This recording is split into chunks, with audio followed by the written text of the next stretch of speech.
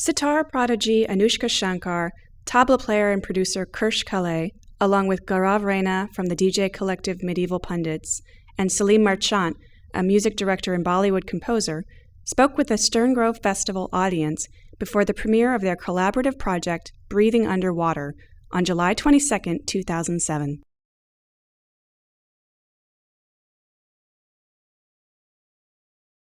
We had a pretty clear idea, I think, of what we set out to do. We knew that we wanted Gaurav and Salim involved in the process. From the beginning. From the beginning. Stages. So they were very much involved throughout the whole thing.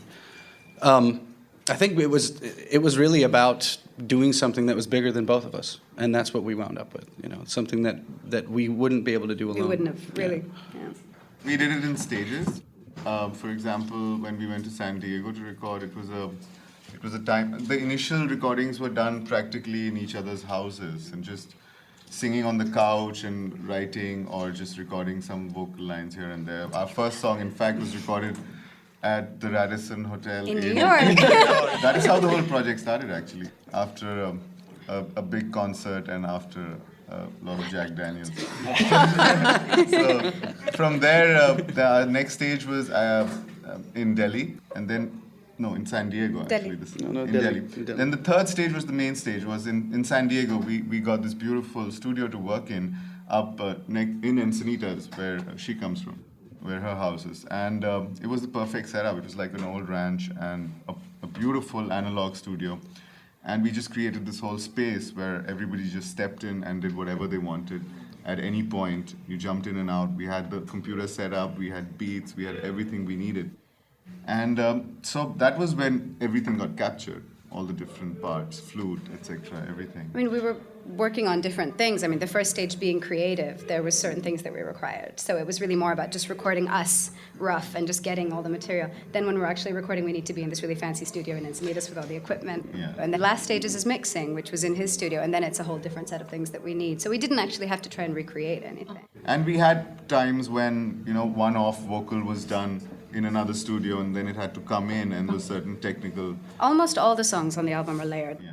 Very few tracks that were just recorded and one left place. the way they were. We really built over these songs a lot.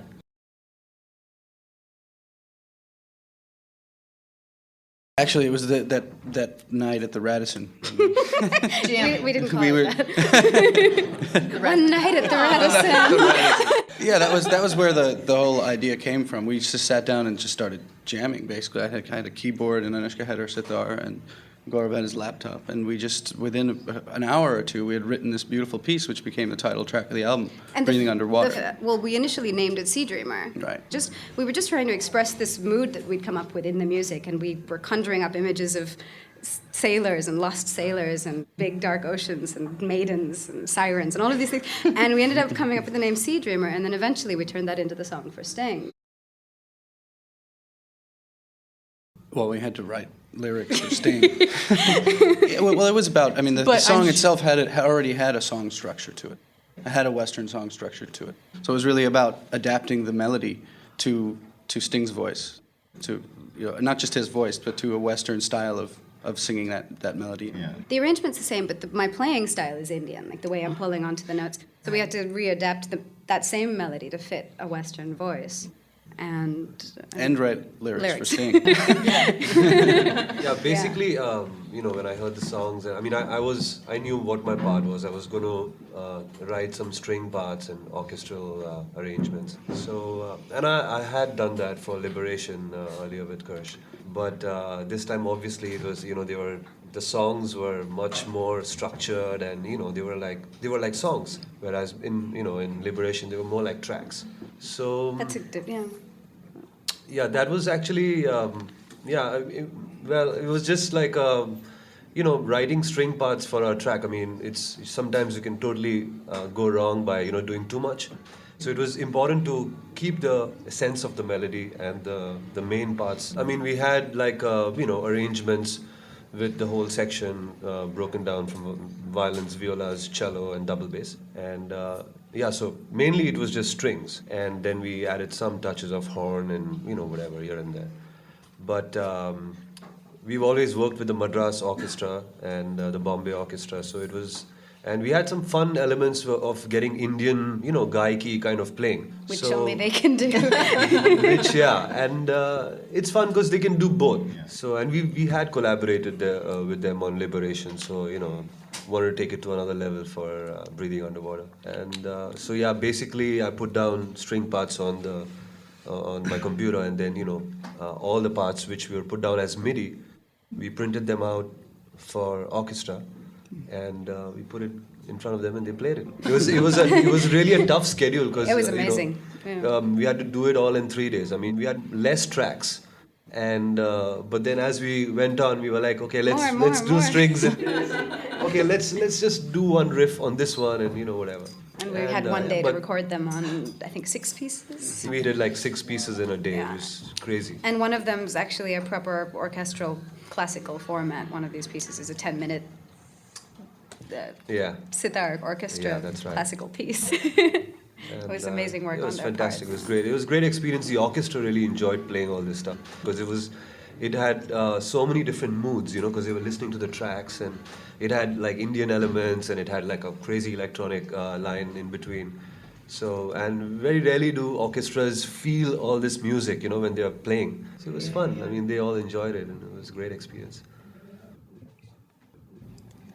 What was the question? What did you do? What did I do? And how fabulous are we? Apart from being the referee in the fights,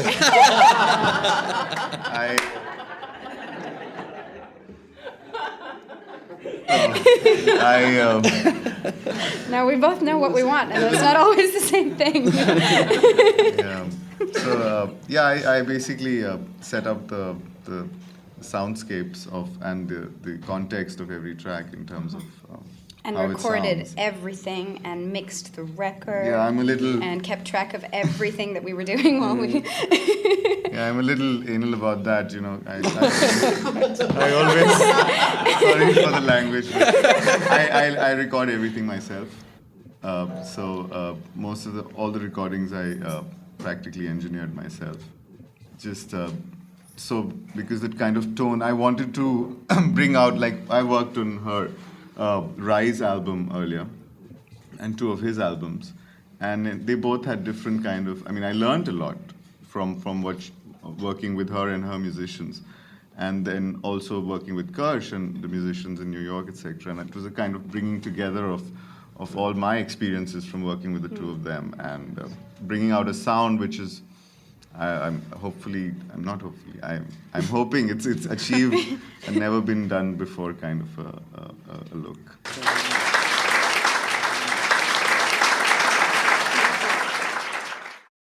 Your support helps make possible Stern Grove Festival's admission-free concerts and outreach programs. Please make a donation online at www.sterngrove.org.